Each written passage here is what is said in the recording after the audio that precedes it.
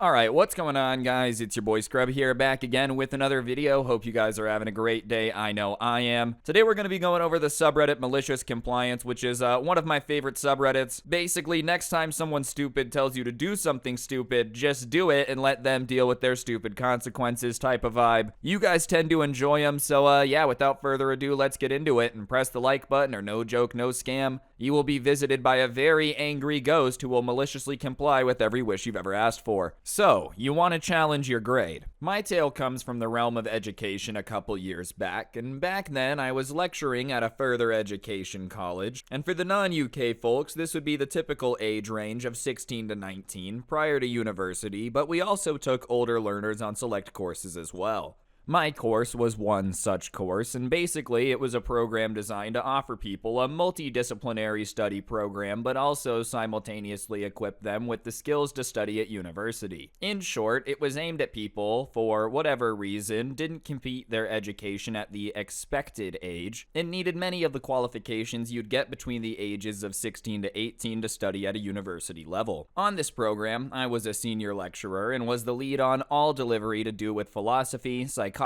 sociology, as well as delivering generic study stuff like referencing practices and academic integrity. Like all providers at our level, we naturally provide a way for students to challenge their grade if they feel they've been undersold. Now, our program is very bespoke, and the awarding body is massively chilled out and hands-off, so they don't involve themselves in grading disputes. Instead, it's up to the practitioners to come up with a way of delivering a fair challenge process, which is submitted to them for approval. Ours have been approved, and I'll describe it later. The student in question was about 22, a bit younger than most of our learners, and was a nice enough guy, but one of the "I've done the private reading on my own, so what are you here for" type. Had a really high opinion of his ability, which is generally good, but he lacked academic finesse in some areas and refused to believe what we were pointing out was correct. This was fine. His grades were alright until one of my final philosophy research papers. It was not his best work, as he had strayed from his own articulated aims in the paper, and there was a lot of irrelevance going on. I gave him a modest grade, and the grade caused his near-perfect record to be ruined,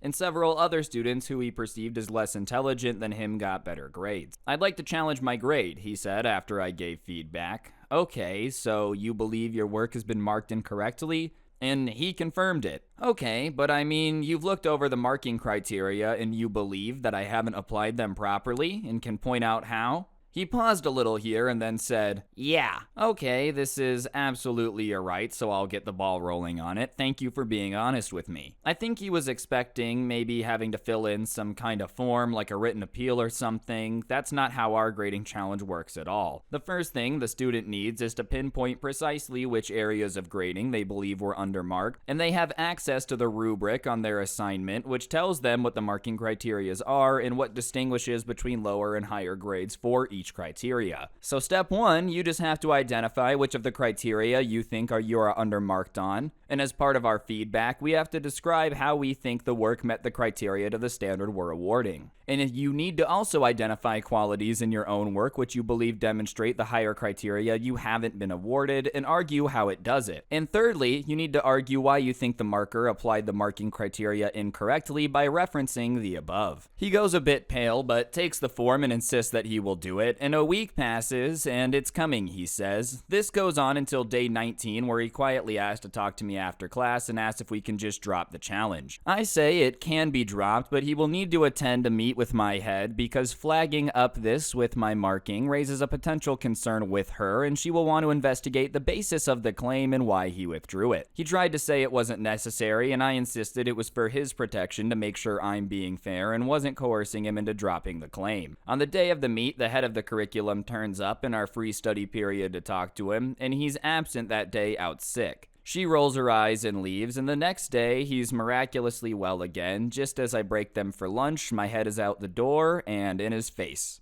My head later confirmed to me it became clear he couldn't really pinpoint which parts of my marking he was unhappy with, and the meeting was basically him admitting that he was beating himself up as he didn't study hard enough, as he thought he was essentially trying his luck and thought it would work. She reminded him accusing me of being incompetent at my job wasn't the best way to do that, and it's something fairly serious he'd do well to remember. Fortunately, this was the penultimate assignment of the year, so he didn't have to stick around for longer afterwards. He did get into his first choice university at the end of the year on strength of his interview, which I helped him practice for in the few weeks before he finished the court, so no harm was done aside from his ego, fortunately. I feel like that's a pretty fair system. None of my teachers even let me challenge my grades. They were like, oh, you don't like what I did? Too bad. I was wine drunk at my book club and felt like grading. You know, like that was the vibe of my teachers. At least this guy provides an avenue to challenge it. And it seems pretty fair. You just have to point out what you think he did wrong. That's reasonable. If you're going to call him out and say they did it wrong, the bare minimum you should have to do is say what they did wrong and why you feel like you deserve to have it changed. How embarrassing, though, to have to meet with the head of the academic department and explain, nah, never mind, I tried to figure out what he did wrong and turns out I'm just stupid.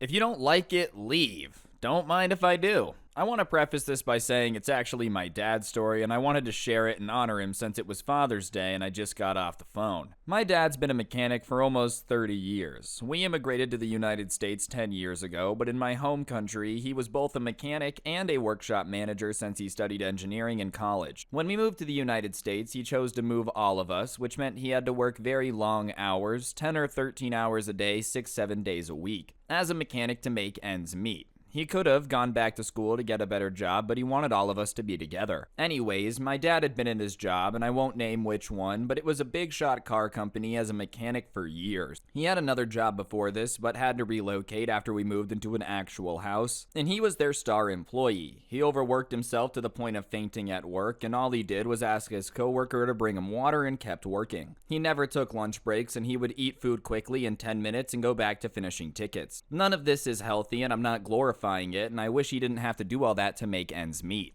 After almost 7 years at the company and never having got a raise, my dad, never asked because he didn't know he was allowed to, was working himself to death and doing the work of 3 people as one person, and was told he would get $18 an hour. He was making $15 an hour at the time, and this would have been huge for our family, and we could have gotten to refinance the house and lower the mortgage. He worked overtime a lot, and he was excited to make more money. Then a mistake happened. It wasn't even my dad's fault, but another worker forgot to put oil in an engine before letting the customer drive off, and obviously the car broke down and it fell back on the company to reimburse the customer. And they decided they would take it out of the worker's paycheck because everyone should have been paying attention, and told my dad they were canceling his bonus. He finally decided to stand up for himself and say that's not fair, and they said if he wishes to instead, he could pay a portion of the engine's cost himself if he wants to keep the bonus. He declined, which was met with, just leave if you don't like it. They assumed it would be an empty threat, because not only was this during the height of lockdown, but obviously no man working those grueling hours would be able to afford to just leave. But that's exactly what he did. He simply said, okay, and walked out. They tried to say something, but he told me he paid them no mind and drove to the nearest gas station, called his old company's manager, and this manager was very kind to him. I remember when I was younger, I even went to his kid's birthday party, and that was the first birthday party I'd ever gone to. I didn't have any friends in the beginning due to my accent and kids being mean. Well, apparently, his old manager, who had moved to California himself, came back to our home state earlier this year, and had offered my dad a job when he moved back. This was at another big-name car company, but I won't name which one, and my dad initially told him he couldn't just leave his workplace since he had been there for years and felt responsible for the company.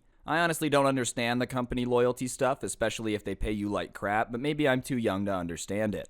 Anyway, he explained the situation and asked if the position was available, and my dad got started at his new job at $20 an hour with a raise based on his performance and a sign-on bonus. Literally just had to do a drug test, no interview, no nothing, and got hired on the spot. After 3 months, he got bumped to $25 an hour, and I always worried about him working overtime, but he kept reassuring me it's a lot less on him, even though he still works 10 hours a day, 6 days a week. He tells me a lot of times he's making house calls, so he gets to drive on company time, which relaxes him, and that the workload is a lot less for a lot more. I hope he's telling the truth for his own sake, but he does sound happier. They even let him borrow the company's car during winter while the roads are icy because my dad has this beat-up 1999 Camry that creaks and rumbles while running, and his manager said he doesn't want my dad risking his safety to drive to work. He told me today that they're making him do managerial duties now too, and it's what he used to do before we moved here, so it's easy for him, and the compensation they're giving him is 25% more than what he was getting before. I'm so happy for him and very proud, and I'm glad he's not overworking himself and left behind the crappy company. They've tried reaching out to him to match the new job was giving him 4 times, but he's declined every time. They said they'll even give him a sign-on bonus, and he keeps declining. Mess around and find out, I guess. If you're really gonna threaten your most hardworking employee with, if you don't like it, leave, then you should be ready to accept the consequences. No, you don't deserve 2 weeks' notice, and no, you don't deserve any more of his labor.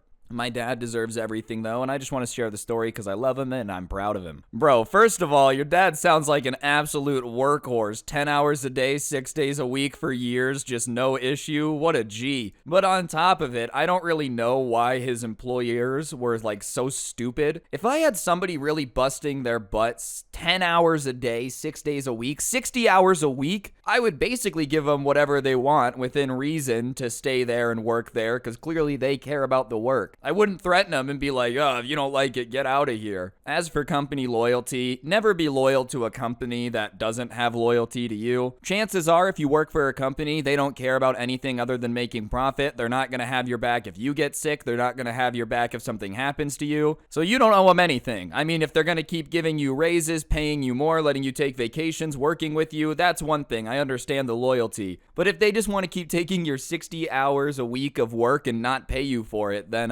bye. Good riddance. Dumb boss equals broken glass. So this all happens a good 10 years ago when I had my very first job right after school. I was 17 years old then, so I had no clue about labor laws and was working as a metal worker for a small 5-man business. The boss was from Sicily and thought of himself as a better Don Corleone. Their other workers were one actual worker, a 50-year-old school chief that forgot more than anyone ever knew, and kept the entire shop running, and one apprentice in his 4th and last year, and Robin, an arrogant douche, but pretty competent. Then there was the apprentice of the first year, who was always so stoned, weed kept growing out of his ears, and then there was me, a more theoretically orientated guy who wanted to work in the IT sector. But since my dad considered me too dumb to do it, second best grades in every subject my finishing year, but that's another topic, and he paid for my applications, he had me do some proper work. The boss himself was working in the office doing the designing of the stuff we would cut up, build, weld, and install. I had 2 left hands, coming fresh from school, but the boss grabbed a screwdriver, would jump in a ditch, put a helmet on, and start praying. He was a walking catastrophe on 2 legs. He always hired himself people with either no clue about labor laws or no other choice, so he could pretty much do what he wanted. The 1 year I worked there, according to my contract, I accumulated a good 200 overtime hours, which I didn't have any proof about, but I could smear them up my rear. So we were on a construction site a good hour and a half away from the shop, and we were supposed to install 14 3.10 meters tall and 59 inches wide broad panes of glass. They were made out of double-layered safety glass, a good 1.6 inches thick, with a layer of tough clear foil in between. So they were really heavy, a good 440 pounds or so. Those panes of glass were supposed to go into a rail in the ceiling and floor, creating a solid, secure glass wall for the office. A normal ceiling was around 2.6 meters tall, so we had to use suction cups and bring the heavy things in angled, which was really a pain, like literally. Anyways, the problem we ran into pretty quickly was the ceiling was 2.6 above the floor and glasses were 3.10, so there was a good lack of space, around half a meter. The rails in the ceiling and the floor added another 5 centimeters each, so we ended up with the glass being 40 centimeters too long, and it turns out the boss had been ordering them wrong. Oh crap. So we called the boss, and he was back at the home shop and start telling him the problem. And he was infuriated, as if we extended the glass somehow, And when we tried to call multiple companies in the area who work with glass if they could come and cut it on the construction site, as soon as they heard double-layered safety glass, each and every one of them outright refused. Said that the laser was more likely to break than to be cut with anything short of an industrial-sized laser cutter or water cutter for that matter. So after we called every glass company within 30 minutes of travel to the site, which then refused the request, our boss had a glorious idea, that if the professionals chicken out, us four metal workers, of which only one had actually finished apprenticeship, should do the job with our diamond cutter, something that you use to cut normal, thin glass. We three looked at ourselves, and the stoner was just giggling mad as usual, and were speechless for a moment before our chief asked the boss if he was really sure about this, because there was simply no way that the glass would survive when the professionals gave us a 50-50 chance. Chief gave us a 10-90 chance of any glass surviving. The boss said he was absolutely sure, and after all, our chief could do everything, and if one or two glasses break, it would be better than nothing, cause we couldn't just drive home and have no progress on the site whatsoever to show for. When the customer would do an inspection, and our chief asked once more if he was sure, and the boss said that he was okay with it, and that a good number wouldn't break. And knowing our boss, we had him on speaker and recorded what he said. Well, he said a second time that he was all sure and he would take this one on him,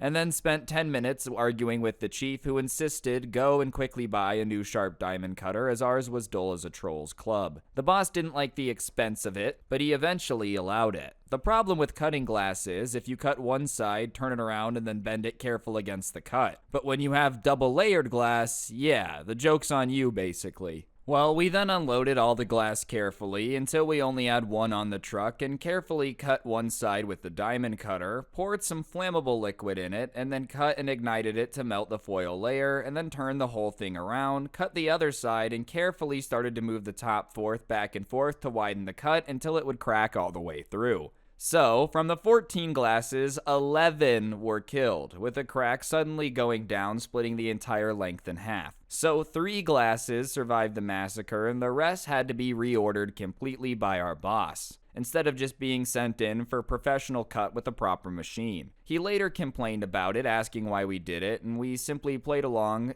with him and then showed him the recording of him saying twice that he was fine with it. He kept grumbling and making snarky remarks, but in all honesty, this was just one of the many instances, so we simply nodded and ignored him. He could have only gone after the chief if he had pressed the issue, but without the chief, nothing would run in the shop, and the boss knew it, and I was on my second to last month and already had a contract for my real apprenticeship signed and sealed, so it wasn't like I cared anyways. Oh man, I know glass takes an insanely long time normally, but I'm sure with all the shortages going on, this was even more brutal. I also love his snarky remarks like you guys didn't make him quadruple check it. Speaking of quadruple checking though, I feel like if you're going to order 14 insanely large panels of glass that are expensive and take time to make, especially double layered glass, wouldn't you want to quadruple check the measurements, not the management? Well, I guess both, you know, but you would want to make sure they'll actually fit. I feel like having 40 centimeters left over isn't even close. We're not talking about like, oh, you were 2 centimeters off. No, he added like a whole nother 1.5 feet to this thing. How do you get your measurements that wrong and run a shop where this is part of what you do?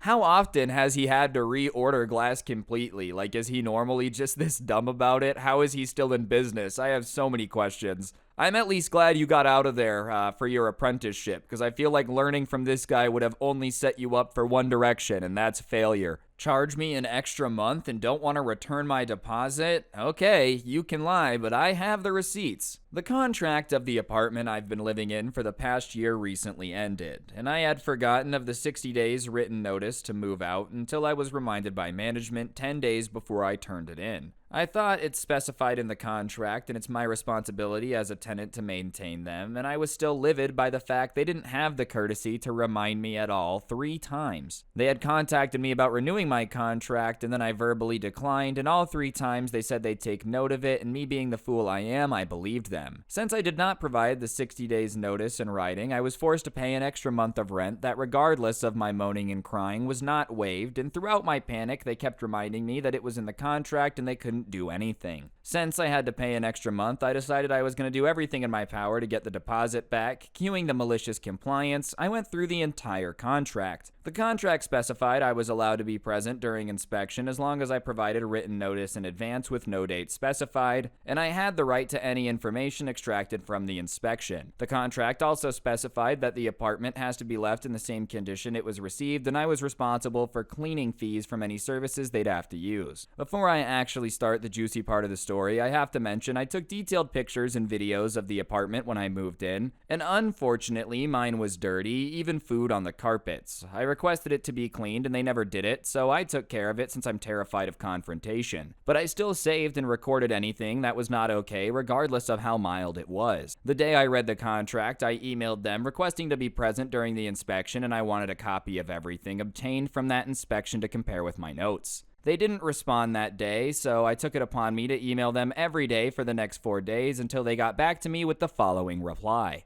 Per the rental agreement, section blank blank, move-out inspection, you may be present at move-out inspection if you notify us in advance of writing your request. You turned in your keys into the drop box on 5/30/22 and never requested a walkthrough, and the walkthrough inspection was completed this morning. I obviously forwarded all of my previous emails asking if those were not considered in writing, and they offered to redo the inspection with me present, but I was out of town, so I requested all the data from it, which they instead agreed to. To this day, I have not received anything from the inspection, but I did find out they didn't actually do it until 3 days after they said they did it on email via the bill they sent charging me cleaning fees and no deposit. I was like, alright, since you're not going to send me what I asked for, I'm going to send you what I have. I highlighted the part where they lied to me about the inspection date, attached pictures of how I received the apartment compared to how I left it, and made sure to include their timestamps. Advised that per the contract, there's no reason for them to charge me cleaning fees since it was in better condition than received, and I demanded my deposit back and sent them receipts for all the products I used to clean the apartment, including a new vacuum, so they could refund me at their earliest convenience or I'd contact corporate directly. I also advised that I'd send them all communication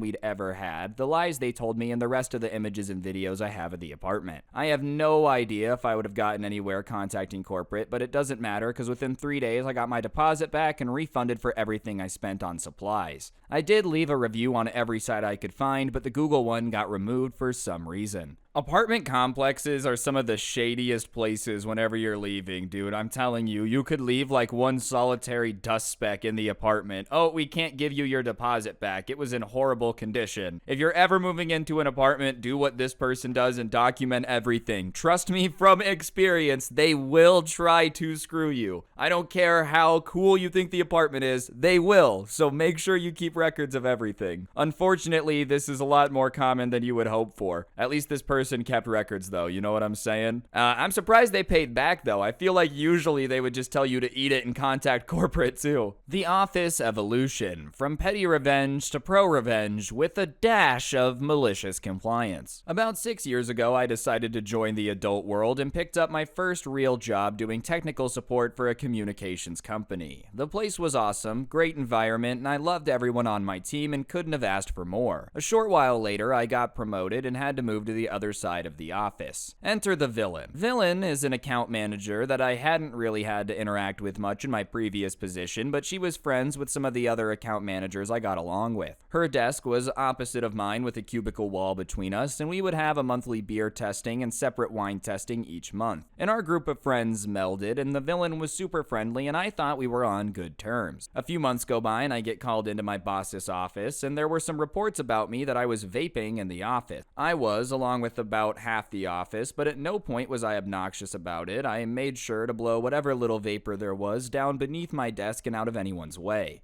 I was like, whatever, smoke really bothers me, so it's probably the same for whoever doesn't like vapes.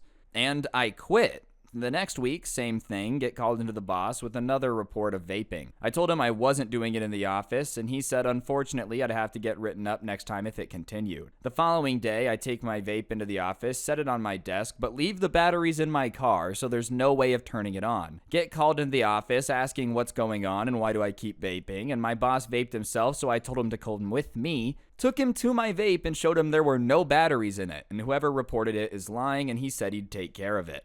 The following week, yet again into the boss's office, and this time there was a complaint that I had clipped my fingernail at my desk, which is not against policy, and I did clip a nail every once in a while if it would get broken or whatever, and always did it over the trash can. We both kind of laughed at the ridiculousness of the situation, and I said, alright, this is getting silly, who is the one that keeps reporting me? Well, if you guessed it was Villain that was reporting me, you guessed right. It was so ridiculous I ignored it for the next few weeks, and the reports ranged from me cursing on the phone to our clients, which our calls were recorded and I wasn't, to having too many inappropriate things on my desk. I think I may have been the only one in my office with literally nothing on my desk beside a Magic the Gathering playmat I used as a mousepad. Finally, one week I had a pretty rough one and was already a bit agitated, and this time I was eating cereal too loudly at my desk. I started to think, maybe I really am obnoxious to sit by. So I asked the other people by my desk if I was too loud, obnoxious, or whatever, and everyone just laughed and asked what I was talking about and that they could barely hear me on the phone talking to clients, let alone eating too loud. Alright, if the villain wants to be petty, I can be petty. Cue the petty revenge. I brainstormed for a little while all the things I could eat at my desk that would really annoy her. I thought about potato chips, which would be loud and annoying, but not sustainable, too unhealthy, and I'd get full too fast. Apples, maybe? Kind of a hassle, washing it off, dealing with the core, and I can't really buy in bulk. And I went to the grocery store for more ideas, and there was a sale on the family-sized Cheerios. 3 for the price of 1 clearance. Jackpot. It's not super unhealthy, real crunchy, and I proceeded to eat these Cheerios for a good 4 hours, as loud and obnoxious as I could, for the next couple of days. Of course, she lost her crap and reported me every single day, and my boss and I would laugh about it. And the next week, word spreads around the office, and turns out almost no one likes the villain in the office. Multiple people here, or I had never even talked to, approach me and say how hilarious they thought the situation was, and 3 other people brought me things to eat at my desk to annoy her. Carrots from one, celery from another, and corn nuts from the last. Can't believe I didn't think of carrots or celery, and they were both amazing, super loud, and I could eat them all day. After a few days of the second week of me doing this, she caught on that reporting me for doing something not against policy was gonna get her nowhere, so she starts reporting me for clocking in and going to get breakfast. Mind you, everyone does this. We would clock in about 10 minutes early, check our emails and agenda for the day, and then grab some cereal or fruit from the kitchen and head back to the desk. I actually got wrote up for this one this time, but now everyone lost the privilege and they cracked down on clocking in and out. The few friends she had left did not really like her much after this, and one day she walks by and says, "Well, I guess you're not above the rules after all, huh? That's what happens when you don't follow policy." After this, I realized, alright, this back and forth is starting to put my job in jeopardy, so I quit with the crunching of food and tried to follow company policy to a T. She was still reporting me for the most ridiculous stuff, but it was bi-weekly at this point compared to the multiple times a week before. A short while later, I got an offer from another company I couldn't refuse, so I put in my 2 weeks. And the next day, she walks by my desk and casually says, "Guess I win," smirks, and walks off. F that. I'm a competitive person, and I don't like losing. Even though I didn't see it like that previously, I did now, and I still hadn't lost. I still had 2 weeks left, and during this time, all the data breaches and companies selling data was becoming mainstream.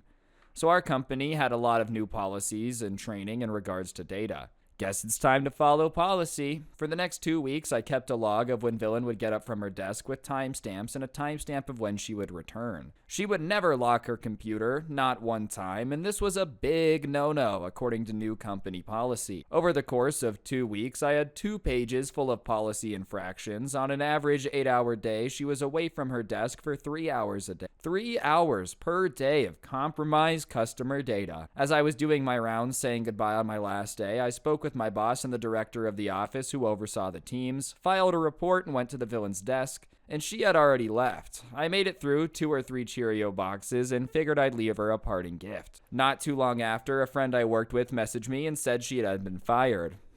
Guess I win. Well, I mean, if they want to play and try to get you fired, they can't be surprised when you start noticing all their policy infractions too. Only difference is I think you really win because you still have a job, you know? You didn't lose yours. She's just out of luck. I feel like going out of your way to make people in your office hate you is one of those things I've never understood. Like, what do you gain or stand to benefit from everyone in your office finding you really annoying? Just this. Just people being glad that you got fired. That's literally about the only thing you gain by doing this. It's definitely not worth it. To anyone out there trying to get into a petty off, you also never want to get into a petty off with someone that's about to quit, because they really can play by any rules. Like this guy said, alright, before I was nervous, I'm leaving anyways, so now I really don't care. You can't win in a petty off with someone that genuinely doesn't care, because at the end of the day, it's about making the other person care more. And you got fired. You played too close to the sun. Why trim branches when you can cut down the whole tree? One day I came home and my mom told me that the right side neighbor talked to her, and the neighbor claimed a city official came over while we weren't there, stopped by her house and asked her to pass along a message that a tree on our side of the fence is too unruly and a few branches are too close to her house and the city's gonna fine us if we don't cut it down. So the city was gonna fine us without an official notice? I was certain the neighbor either got the warning herself or was lying for some free gardening. It was our tree, so we would have done it if they had asked properly, but my mom and I decided to just cut it down so it didn't become an issue again. She sent me over to the neighbors to let them know, and after some pleasantries, I told her of our decision, and her expression darkened and said, "That tree is in a perfect place to cover my bedroom window from the sun, and it gives me privacy. Wouldn't it be cheaper to trim it?" Cue the malicious compliance to the city warning. I told her with a concerned face that we're anxious about the city's fine, and if we have to keep trimming it, it would be costly and a big headache. At that point, slight panic seeped into her voice, and she offered to pay for the trimming herself. In other words, we wouldn't have to do a thing or a single penny. A better man would have said yes, but at this point, I was a bitter man, and I kept a concerned face and told her if I ever left, no plans to because of my mom's health, my mom was gonna have to deal with it, and I don't want her to have to keep checking in with the neighbor for fear of a fine. And at the end of the day, our tree, our fine, our decision, and I left after. The tree came down that weekend, and so did the neighbor's blinds to her bedroom. A few years since then, and as of yet, I still haven't seen them go back up. And to think, if she would have just asked nicely, we would still be trimming those branches at no cost to her. I feel like making up a fine from a city is like a pretty big thing to make up to scare somebody, you know? I think everyone's afraid of a fine from the city or like someone coming out and demanding they cut down their tree. That's a really weird thing to make up. I think most people would take it seriously and consider cutting down the tree. If you really wanted it trimmed, you should have just said that, dude. I think it's hilarious that her blinds haven't been open sense. She really was like, I got in way over my head. Are the blinds closed because of her shame? I think that probably has more to do with it. Every time she looks at where the tree used to be, she's like, the Lorax would be so disappointed in me for everything that I did. Anyways, guys, I think that's gonna do it for the video. Hopefully you enjoyed. If you did, I'd really appreciate y'all taking a second to press the like button. Let me know what you thought in the comment section down below. I've been trying to make these a little bit longer, so if you appreciate that, like I said, like and comment. And if you're new, subscribe, turn on notifications. If you want more of these to listen to while you're gaming, doing your chores or whatever, there is a playlist that I made down in the description. But yeah, on that note, guys, I think that'll really do it. Don't get anyone pregnant. If you do, make sure they're hot, and hopefully I will see each and every single one of you guys next time. I'm out. Peace.